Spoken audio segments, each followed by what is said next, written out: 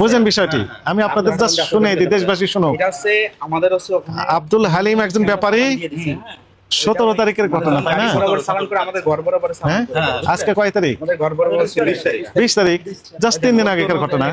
3 দিন আগে উনি পেমেন্ট দিয়েছেন 21 টাকা কেজি। ব্যাপারীকে এনারা দিয়েছেন, থামেন থামেন, ব্যাপারীকে দিয়েছেন 21 টাকা কেজি, ইনি বিক্রি করছেন 50 টাকা কেজি। তারপরে ব্যাপারীকে দিয়েছেন 24 টাকা কেজি, 30 টাকা কেজি, 29 টাকা, 31, 34, সর্বোচ্চ 35। সর্বোচ্চ কত টাকা দিয়েছেন? 35। উনি বিক্রি করলেন কত? 50। তাহলে ইনার কত লাভ থাকলো? 15 টাকা প্রতি কেজিতে লাভ, মিনিমাম লাভ। আর সর্বোচ্চ লাভ থাকলো 21 টাকা, যেহেতু বিক্রি দিয়েছেন ইনাই। তাহলে কত হলো? 21, 29 টাকা হচ্ছে, তাই না? 15 টাকা থেকে শুরু করে 29 টাকা পর্যন্ত ইনার লাভ থাকতেছে প্রতি কেজিতে। মানে বোঝা গেল যে আপনারা চাইলে দাম কমাতেও পারেন, বাড়াতেও পারেন। এই সময় আপনাদের কন্ট্রোলিং, আমাদের কিছু না, আপনারা হচ্ছে কন্ট্রোলিং অথরিটি, তাই না? স্যার আমরা যদি শ্যামবাজার যদি মনে করে যে আজকে পেঁয়াজ 35 করে বিক্রি হবে, তাহলে 35 বিক্রি হতে পারে।